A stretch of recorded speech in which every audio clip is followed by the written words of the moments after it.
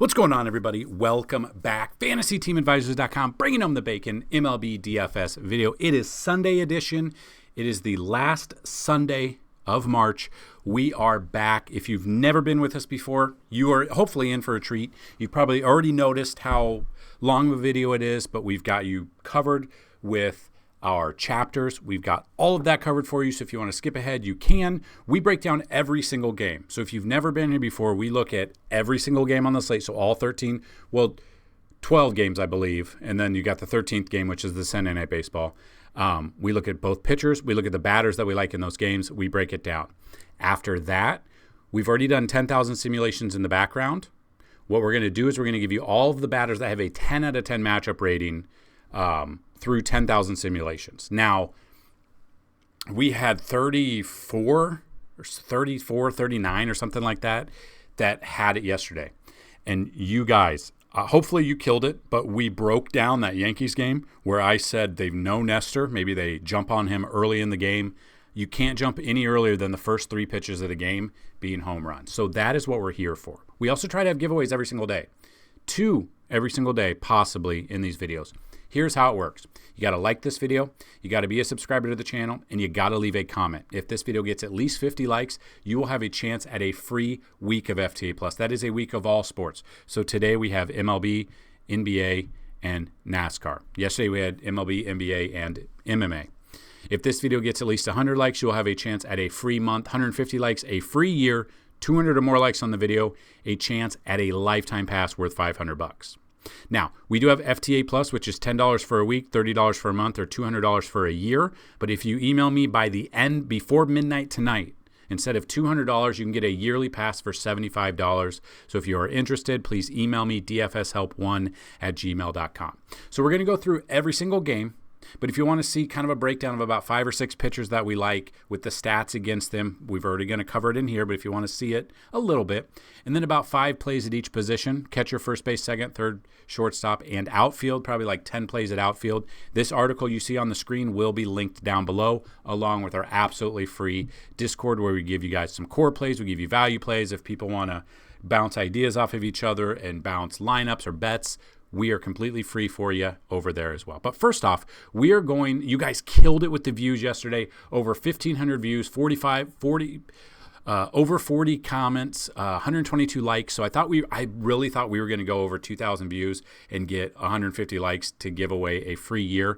But we are going to give away 2 passes right now. The first one, even if the keyword or key phrase is in there, we're still going to give this away. This is a free month. Now, the second way to win there's a keyword or key phrase, and you say it, you type it, and you have a chance. So the free phrase from yesterday was haircut.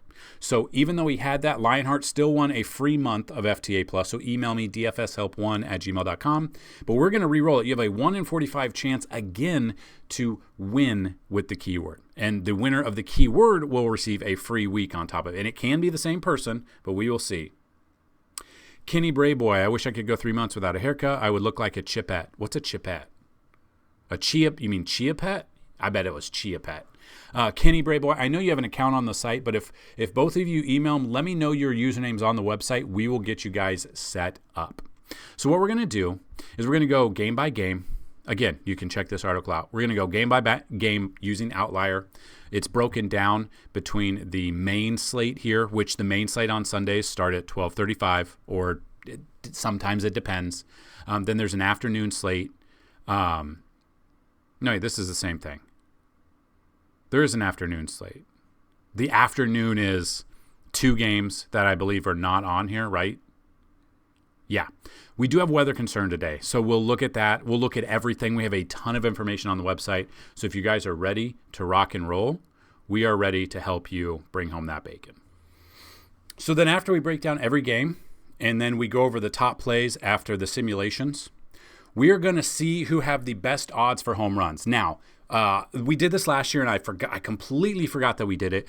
But these are going to be like the top 5 to 10 batters that you could use for these single stat games. So I know DraftKings does it. Fanduel does a different one. I think Fanduel does strikeouts, or they did last year. I haven't even looked this year. But that's something new. Someone asked me about it the other day, and I completely forgot that we did it last year. But we are back in full force. So let's break down this main slate here. So the first game on the slate, Philly at Washington. What I love about Outlier is that we can break it down right here. We see everything that goes on. We look at starting pitchers. We look at how they've done in the past against them last year and overall. Then we break down the batters that we enjoy in those games.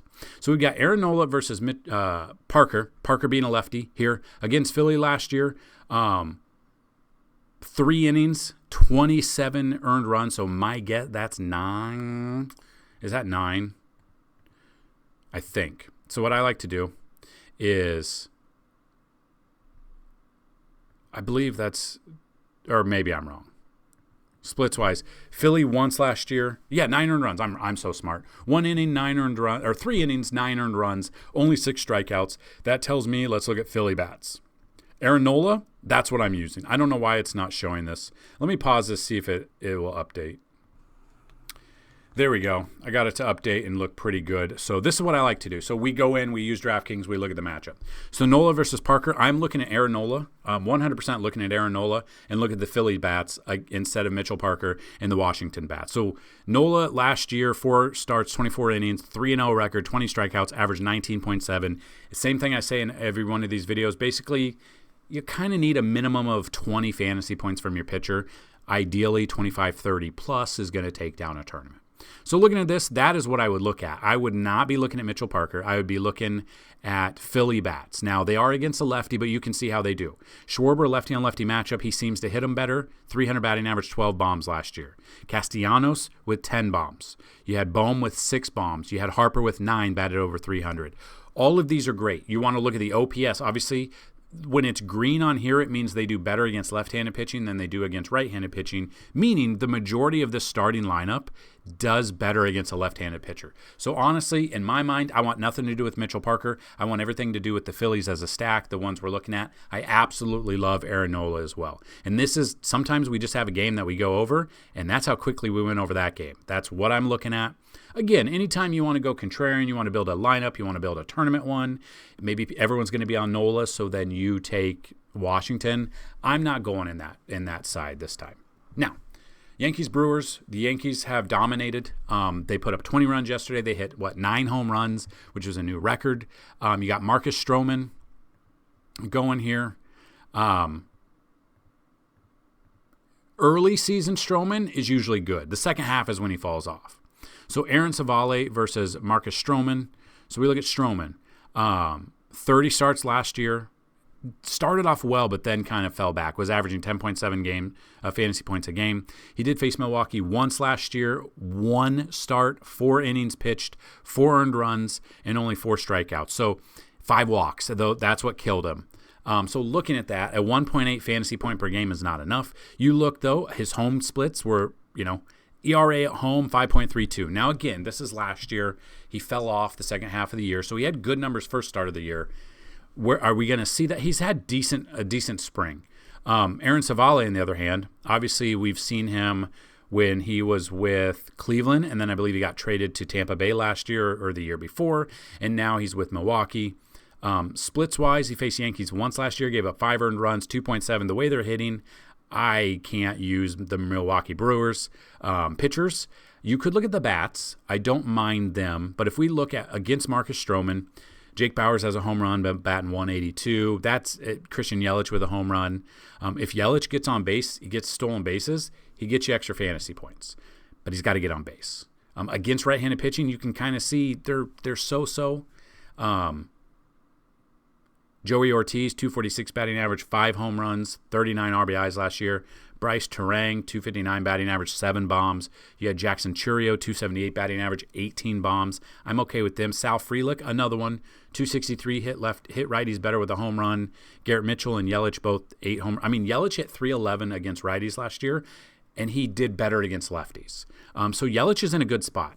If I were to take these, bats for Milwaukee and hope they, wake up, which they haven't much. They put up some runs yesterday, but it was kind of garbage time runs. But whatever.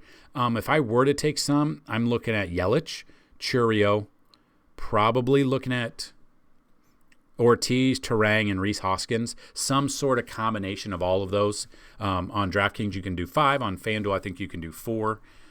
So that's kind of where I'd be at. Yankees bats against Savale. Chisholm's got a home run, had one of 9 yesterday. Goldie had a home run, 1 of 9 yesterday. Judge had 3 home runs. He almost had 4 home runs in that ballpark. Yeah, I'm looking at all the Yankees. Wells, Chisholm, Goldie. I think Wells will probably lead off in this one. I would assume Wells will lead off here. Judge is going to be expensive, but, I mean, MVP, put up 42 bombs last year, batted .326 against righties. He's seen Savale before. They are heating up in these first 2 games. I'm all over a Yankee stack here. If Ben Rice gets in there, maybe I put him in there as a start. Belly, another home run. Belly's looking good. I've been a huge fan of Bellinger since he came up with the Dodgers. So that's kind of what I'm looking at. I'm not looking at Savale. Maybe I look at Stroman. Still scares me a little bit. It would have to be a tournament only. It is not cash whatsoever. So we move to the next game, Baltimore at Toronto. Kind of up back and forth with these two teams putting up runs this year. And by this year, I mean the first 3 games. So again, I did forget to mention, we're going to do the keyword, and the keyword is going to be rest because, A, I need to get some sleep. I'm so tired every single day this week. But Sunday is the day of a rest. And what I mean by that is catchers tend to rest on Sundays. And you'll see a backup catcher come in. So make sure when you build your lineup, and if you do have a catcher, whether or not it's your utility spot or on DraftKings, make sure they're starting because it's kind of and again, it's the beginning of the season, so you never know. But yeah. So we got Chris Bassett going up against Sugano. Now, Sugano I don't even believe was going to be in the starting lineup, but again, everyone is hurt for the Orioles, it seems. Obviously don't have any stats on him. Don't know what we're going to get out of him. Toronto's been putting up some runs in this. I'd be scared to use him. The fact he's 7,400 scares me a little bit. I wish he was under 7K and I would think about him. Tournament-wise, Sugano, I'm okay, but there's other pitchers out here. And then Chris Bassett, splits-wise, last year, 2 starts against Baltimore, 11 innings pitched, 12 hits, 7 earned runs, 12 strikeouts. So if he didn't have the 7 earned runs, he probably was averaging about 20, 24 against them. But those 7 earned runs really brought it down to 14.9. So looking at that, for tournaments, I'm okay with both of these pitchers, but I do not trust either of them in cash. If you look at Baltimore bats that have had success against him, I mean, Gary Sanchez has a home run, but I doubt he starts. Ryan O'Hearn with a home run, batting .455 against Bassett. Ramon Urias, 3 for 6 with a home run. Jackson Holliday, 1 for 2. That one hit was a home run. I think 4 of his 6 career home runs have been against Toronto, whether or not you want to use that or not. So we look at that. Against right-handed pitching, though, and you can see it's kind of up and down. So, again, I feel like Chris Bassett for tournaments I'm okay with, but if we are stacking Baltimore, Adley makes sense, Ryan O'Hearn makes sense, Jordan Westberg makes sense, Cedric Mullins makes sense because if he's not hitting home runs, stealing bases, I'm okay with that as well. Toronto bats against Sugano, obviously never faced him before. Against right-handed pitching, they smash. I mean, everyone on here besides Taylor Heineman hit better against righties. Everybody. Vladdy batted .327 with 24 bombs. Santander, when he was with the Orioles, hit 32 bombs. George Springer with 16 bombs. I thought he had one the other night too, but they tracked it down to the wall. So I am looking at another stack. I would look at Andres Jimenez, I think has 2 home runs this year.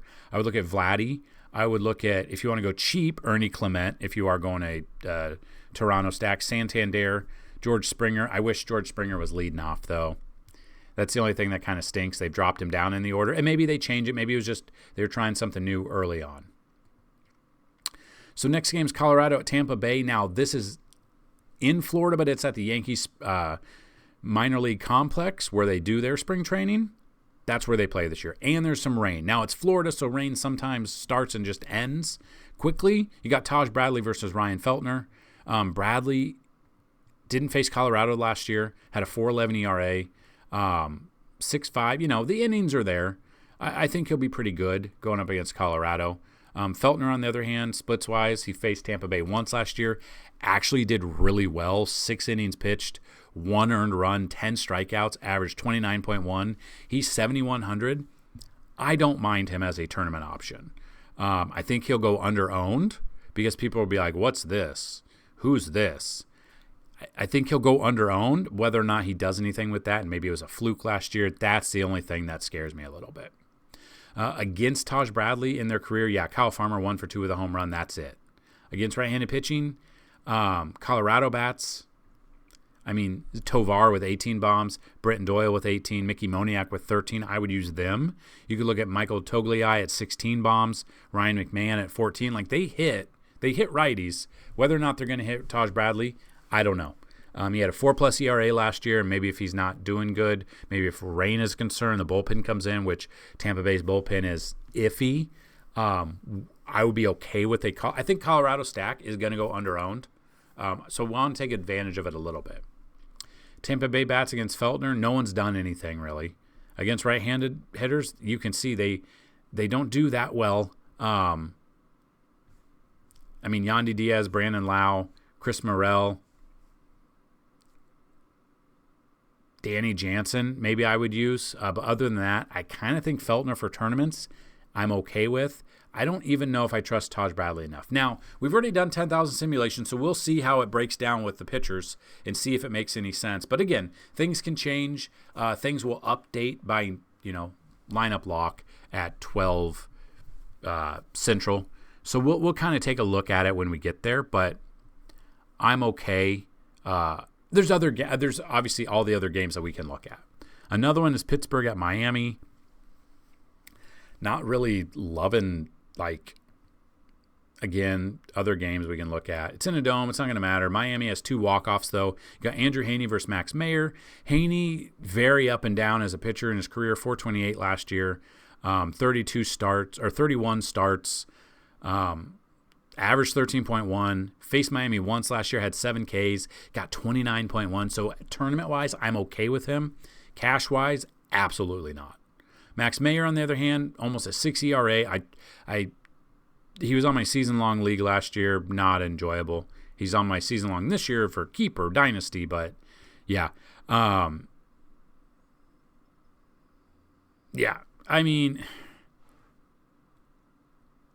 don't know what to think about him. He has not done well. He's gotten lit up every time I've suggested him. He's under 7K, so tournaments, okay. But yeah, against Mayer, no one's faced him. Cabrian Hayes, 0 for 1 with a walk. That's it.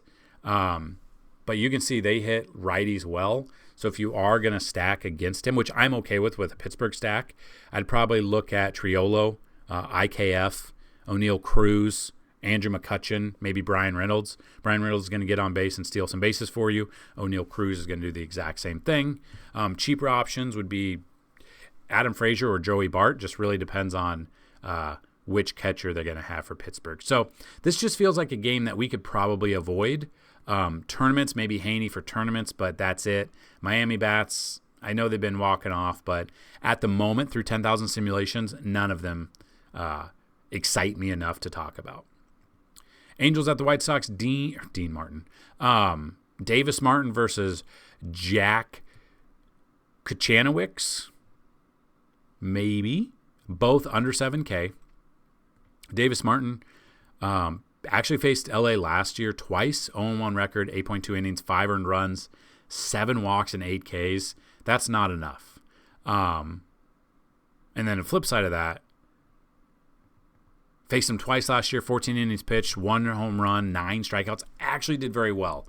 And I know the White Sox, they've been putting up, they've been doing okay. Tournament for 6,500? Yes. Give me all the tournament Kajakanowitz that we possibly can. And if you guys know how to pronounce it, let me know. It's probably never going to be pronounced correctly on this channel. So take it with a grain of salt. But you can see Angels versus Davis Martin, no real success. But then you look at against right-handed pitching, I mean, if you look at it, if I were to use these, Logan O'Hoppe, I love at catcher, but I don't know if he's going to start. I could see Travis d'Arnaud starting for no reason. Yohan Moncada I would look at. Nolan Schanuel I'd look at. Mike Trout. Again, I want Mike Trout as much as I can until he inevitably gets hurt, which I don't want him to get hurt. I'd love for Trout to have just an MVP year. I don't think he will because he can't stay healthy, but I think anyone in their late 20s to early 30s probably loves Mike Trout. I don't see how you could hate him. Another one I would look at would maybe be Taylor Ward if we are going with an Angels stack. White Sox against Jack. I mean, Andrew Vaughn has a home run, and that's it. Against right-handed pitching, they do okay. I think I like Jack a little bit. So I'm going to mix him with a little bit of Coke, and by that I mean Coca-Cola. And, yeah, that's what I would go with in that one. I'd go with Jack there and the Angels bats. I just don't trust the White Sox. I don't care how they've started the season. Don't trust them at all. Cleveland at Kansas City. Again, Pitchers Park. Depends on where we're at. You got Tanner Bibby, who was supposed to be the opening day starter, but had a little tummy ache, versus Michael Wacha. Against Kansas City last year, Bibby, 22 innings pitched, 10 earned runs, 22 strikeouts, averaged 16.2 fantasy points. At 8,700 in a Pitchers Park, depending on what the ballpark factors are doing, I'm okay with that. If we look at the ballpark factors in Kansas City, the wind is blowing to right, and it's got the worst odds for home runs and extra base hits. So if you can limit them to singles and get some outs, Tanner Bibby could be in store for a great game. Michael Wacha on the flip side, 3 starts against Cleveland last year, 0-1 record, 8 earned runs, 16 strikeouts. The strikeouts are great, but 12.2 is not enough. Now, Jose Ramirez did leave the game on Saturday. I would assume they rest him just because the season just started. So that could be a big bat out of that lineup. So if we were to look at these bats and how they've fared against these opposing pitchers, we can look at Cleveland bats against Michael Wacha, Bo Naylor with a home run, Lane Thomas with a home run. Against right-handed pitching, not great. Michael Wacha could be a sneaky tournament. I think both of these pitchers are sneaky tournament options because it is the ballpark factors are saying maybe not extra base hits or home runs, but you can see that it's a pitcher's ballpark. And it's a little bit warmer in the Midwest this weekend. It's humid. The ball will fly out a little bit. Whether or not that happens, I don't know. If J-Ram is out, that obviously will bump up some value somewhere for someone to start. So if I'm looking at Cleveland bats, honestly, I kind of like both pitchers for tournaments. That might be, I mean, Vinny Pasquantino has 2 home runs against Bibby. Michael Massey has 2 home runs against Bibby. Bobby Witt's batting .308 with a home run against him. And against right-handed pitching, Bobby Witt last year, 28 home runs, .336 batting average. You look at him, you look at Michael Massey for a sneaky tournament option. Sal Perez, 18 home runs last year. Melendez, 17 home runs. Hunter Renfroe, 10.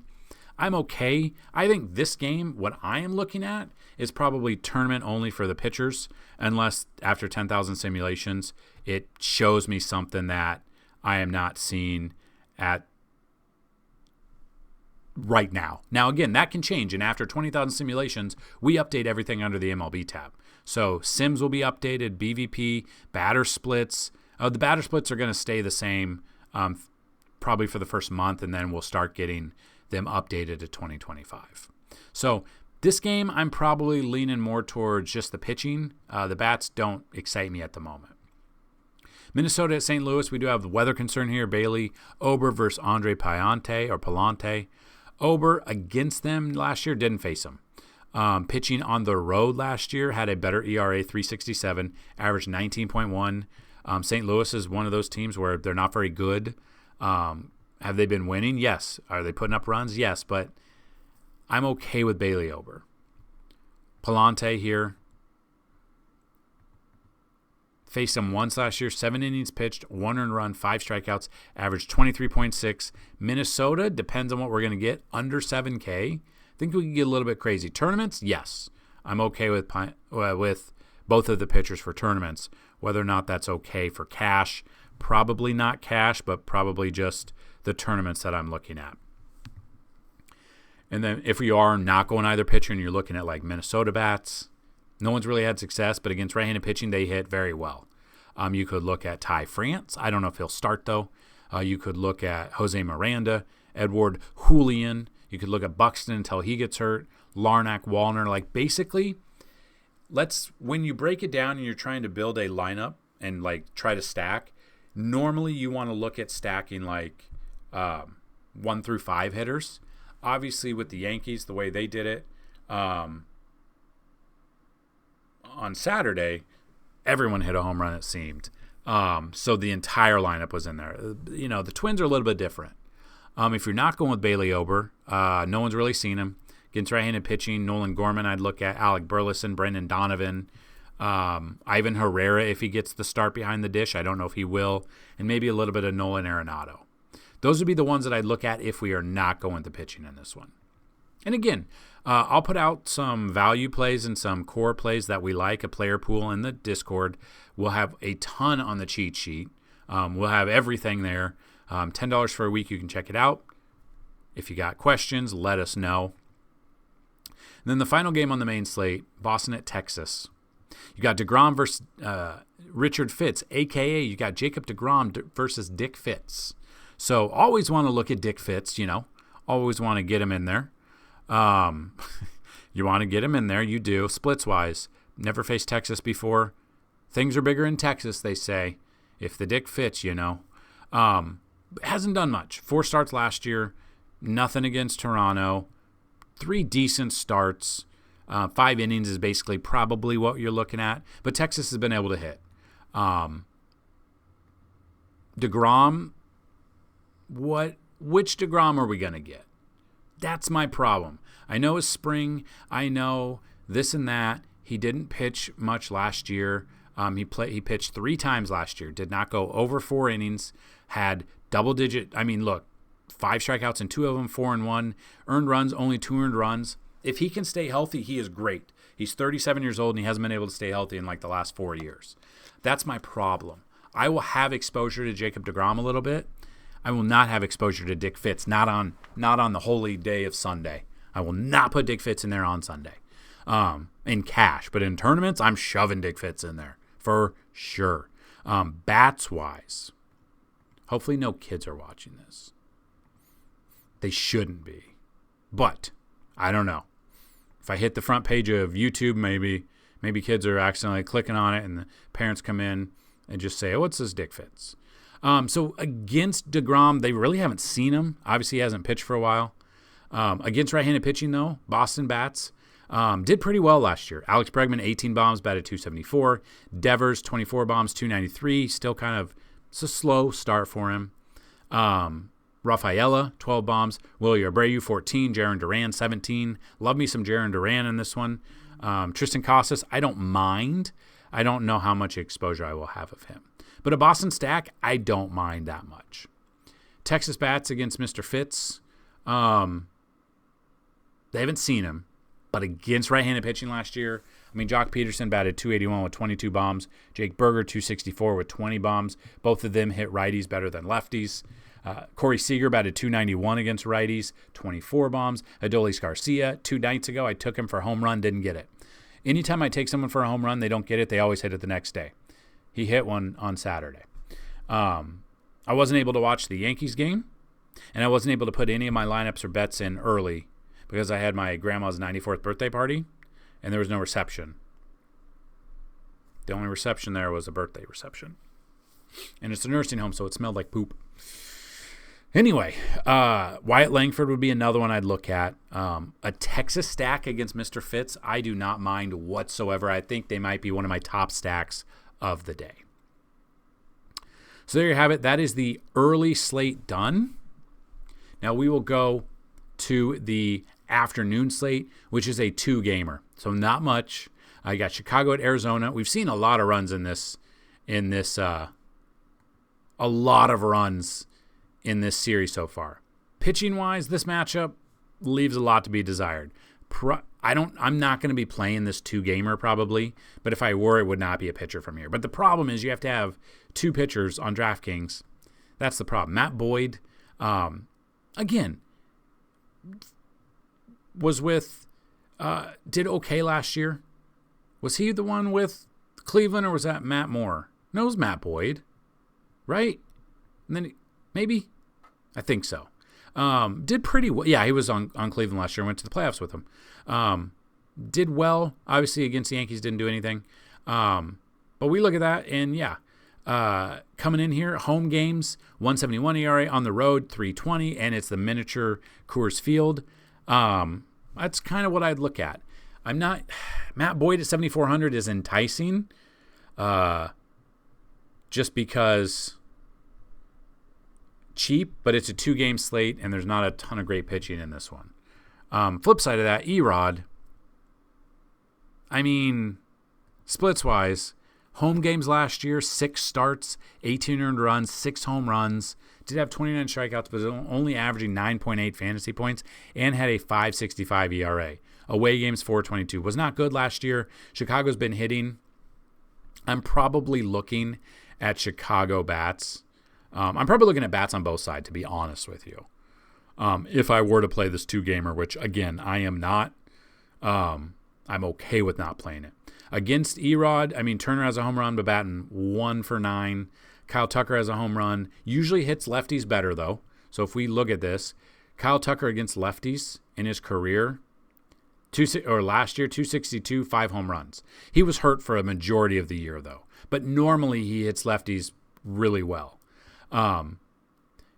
Michael Bush, 258 batting average. Nico Horner, 328. Dansby Swanson, 318.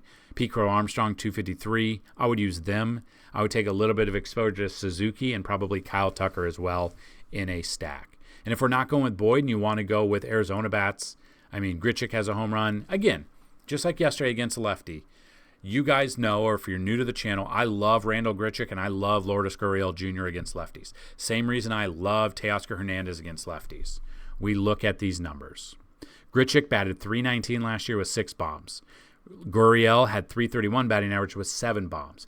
Ketel Marte batted 342 against lefties with 18 bombs. Those 3 are in play for me. Same thing with Eugenio Suarez. I'm going to roll it back. We're going to run it back again with an Arizona stack.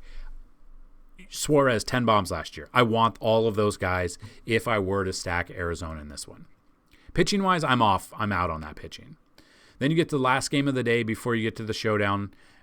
Athletics. I was going to say athletes. Athletics versus Seattle Seahawks. Mariners. Wu versus Sears. I like both of these pitchers. That's the problem. I like both of them, both for cash and for tournaments. And if you want to see why, we'll look at this real quick before we get into all of the batters that have a 10 out of 10 matchup rating here. So if we look at this, Brian Wu against them, both of these teams are bottom 5 of strikeouts or top 5 of strikeouts per game last year. No one's really had success against him. Against right-handed pitching, they're okay, but I love Brian Wu as long as he can stay healthy. I'm good there. Seattle, against Sears, you've got Mitch Garver with a home run, and that is it. Against left-handed pitching, they do hit pretty okay. Garver with 8 bombs, J.P. Crawford 4, Moore, Polanco, and Solano all 4 home runs. Arozarena 7, J-Rod 6. I think if I'm playing this early, I'm using maybe both of these pitchers here and then going with both of these offenses as stacks. I think that's kind of the way to play it. Tournament, you want to be contrarian, go the opposite. Take both pitchers in this one and then stack this game, which I don't feel comfortable enough doing that, so I'm not going to do that. So there you have it. That is the breakdown of all of the games that we can possibly play except for the showdown. Now, before we get into it, I want to do through 10,000 simulations, batters that have the best chance at home runs for tomorrow, so you can play that here in this DraftKings one. So again, all it is the most amount of home runs and you win. So if you guys decided to go ahead and stack the Yankees yesterday, you probably had a good day.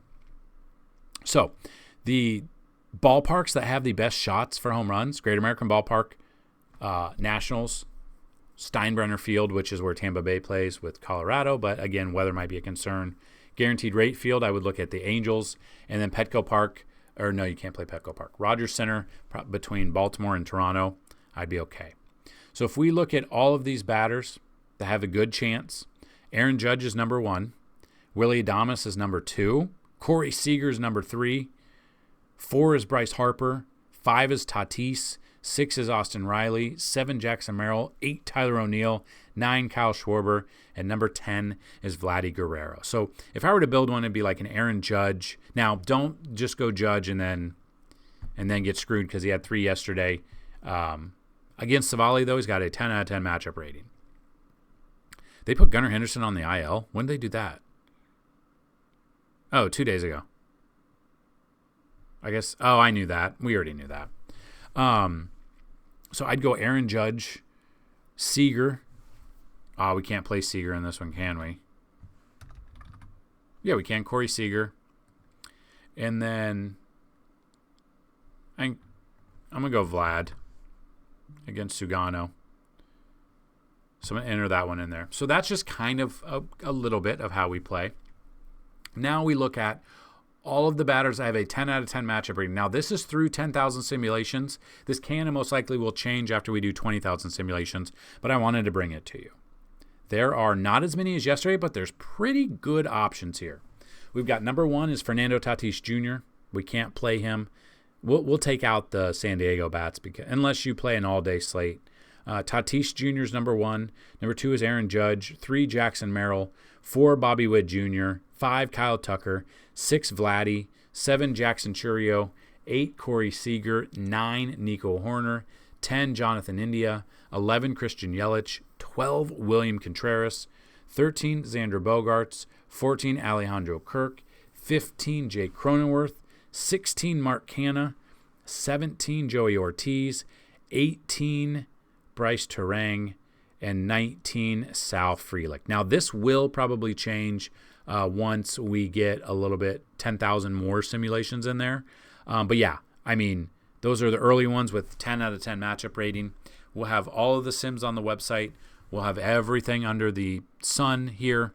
So from Vegas odds, sims, BVP matchups. Some people like BVP, some people don't. All the way down to prop bets as well. So if you enjoyed this video, if it was informative for you, if you're new to the channel, would love to hear how you found us. I want to have a fantastic Sunday, and we will be back with a Monday slate. And don't forget to check out our NBA content. Still got that rolling as well. So let's have a fantastic Sunday baseball-wise. Let's have a day of rest for everybody involved. Let's have a great day. And as always, let's bring home that bacon. Peace.